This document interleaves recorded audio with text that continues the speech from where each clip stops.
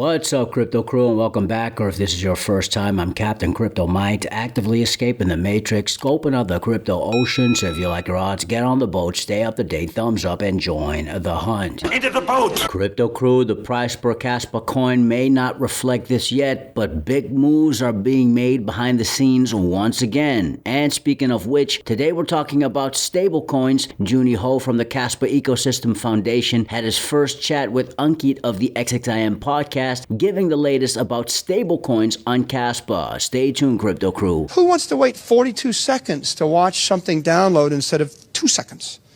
Nobody. Prove all things, hold fast that which is good. Crypto Crew, protect your crypto investments through self-custody. In our opinion, the best option for you is the Tangent wallet. Easy to use, plug and play, and the most affordable cold storage out there. You can get 10% off using code Crypto Crew, link in the description box below. Thanks so much for your consideration and support in advance, and may the Lord Jesus Christ bless you all.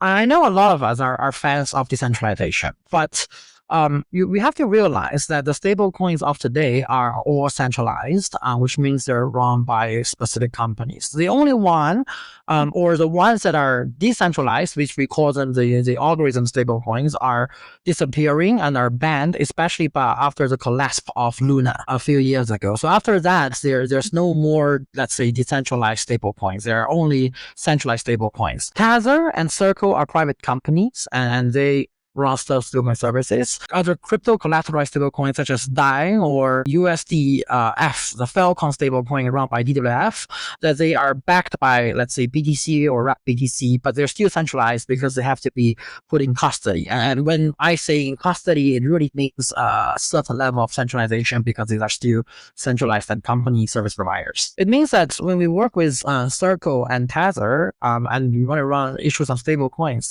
there must be someone who holds a liability there. They have two versions of stable coins for Tether, Circle, and everyone else. And let's say First Digital, right? One thing is called a bridge one, and another thing is called a native. So by bridge one, it means the liability on the new chain is not on Tether or Circle itself. If I mint a stable coin on Tron and then I bridge it to Kaspa, then the liability is not on Tether anymore. The Tether only recognizes their liabilities on Tron. They don't recognize their liabilities. Whoever runs this bridge owns the liability there. We want to have native tokens and directly. We had conversations with almost everyone in the space. We talked with Paxos, who runs a new stablecoin called USDG. The only new integration they did so far is with Solana. And we also talked with First Digital. And when we approached a deal to have First Digital stablecoin, then there was this incident of Justin Sun reporting that First Digital breaching the deal and stuff like that. I mean, these are all public information, right? Back to Tether and Circle. So when we say we want native stablecoins, Tether is not very active. So I found them a few times. I also grabbed their people in Hong Kong. I also have a name card from Tether. You can see it's quite old. They're not very active in talking with us. And again, I don't want to frustrate the Kaspa community, but it's not because Kaspa is not good, but it's because that they don't sense that there is a group or company that's want to pay for the integration fees and so on. So we talk with them about native stuff. They say they don't want to do it. And we talk about bridge options.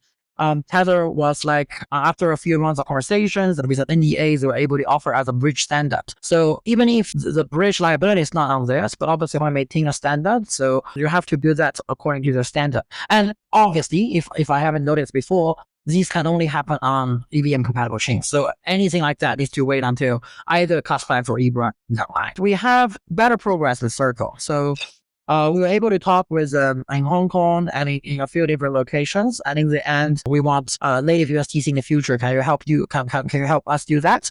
Because USDC is more active. You can see they're making Aptos USDC native. They're making a lot of different USDC native. So can we do that? And the good part of USDC is that they're very happy to, again, in our meeting, to say if we can run a small scale, not experiment, but small scale trial with a bridge version, then they can make it into native. So by making it native, it means we will give the control of the bridge to USDC to Circle side. So now and then I it's native, see. right? So that's the best outcome we have with Circle in New York. We definitely have a lot of other different exciting news. For instance, I think they are aware of the name of Kaspa and they think it's promising. We also showed them the merchant acceptance of Kaspa and they like it as well. So now they're waiting for some L2s to be online to work with.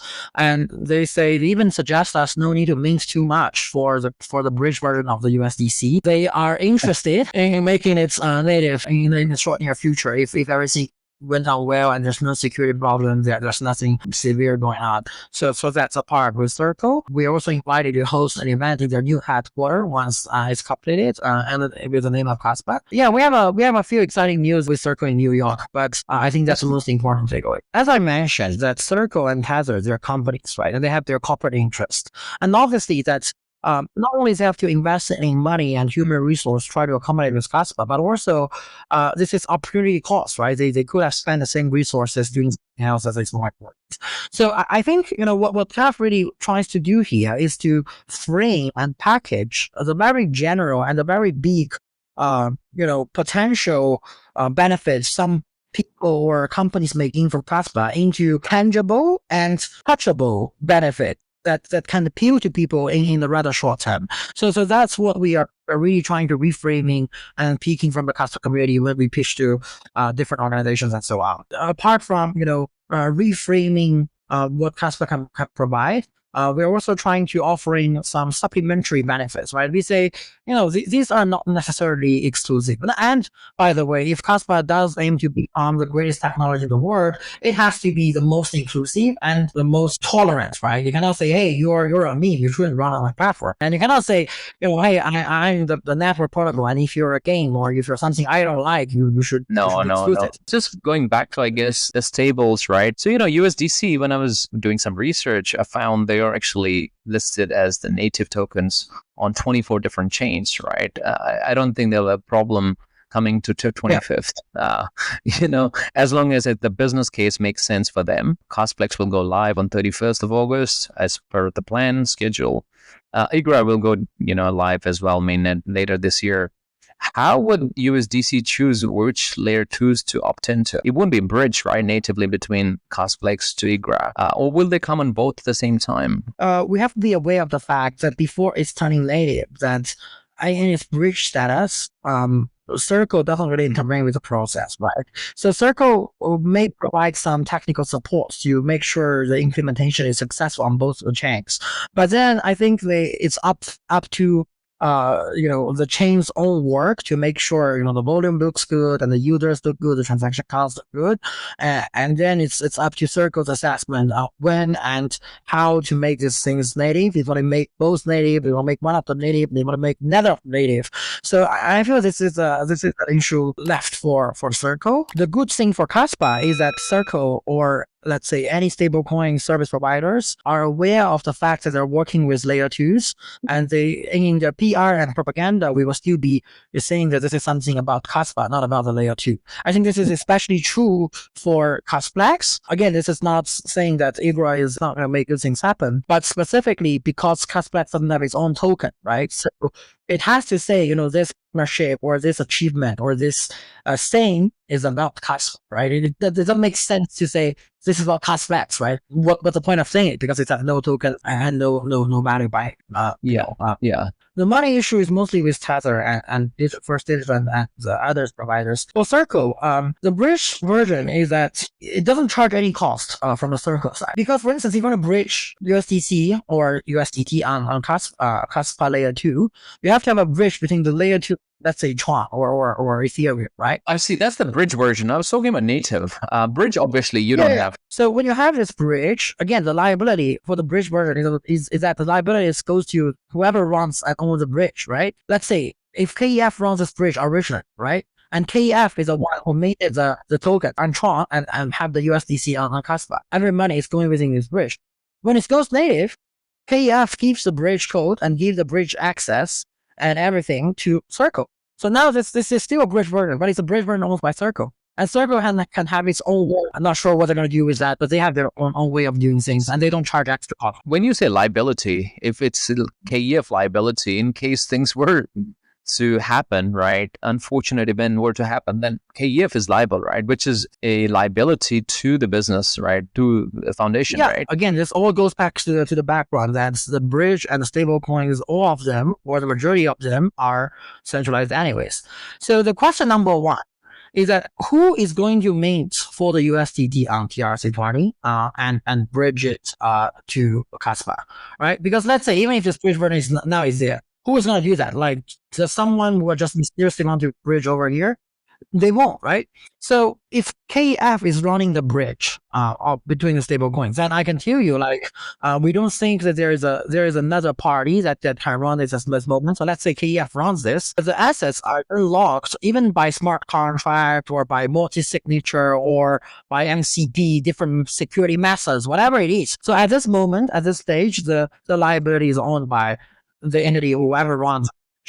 But when it's given to Circle, then Circle owns it, and then we're free of our responsibilities. So with the same standard, I didn't really say this to the community, but we are about to run bridge version of Tether as well. So you may have USDT and USDC at the same time, but we have to be clear, and I don't want to overpromise to the community that we are not sure if Tether will become native. At least we haven't heard of any comments about that from Tether side. And where are you going to bridge it from? Is it Tron? You mentioned Tron a couple of times now. To be honest, we can bridge it from any kind of any EVM chain. Bring Arbitrum or anything. Yeah, you can bring it from anyone. We want mint from somewhere to make sure there's some initial liquidity. We want to make sure that there is some volume of stuff. Let's say if there's a new meme token or a new token on layer 2 that is pumping and many people want to trade this, then other people, maybe they didn't know Kaspa before, they will have to bridge their stable coins from whatever chain they're from and to this layer 2 and to trade this Kaspa layer 2 token. So there are some things that need to be hashed out before we will see stablecoins on Kaspa, but with Kasplex's L2 launch on the mainnet by the end of this month, stablecoins will be on the Kaspa network soon. More to come in a Kaspa vid near you, but for now, prove all things, hold fast that which is good. Stick around. Fix your mind before you get to the grind. And with that said, let's continue to escape the matrix. Let's continue to be on the lookout for the next big thing here on the crypto ocean. Grow in grace, and let's make some crypto waves. Say aye.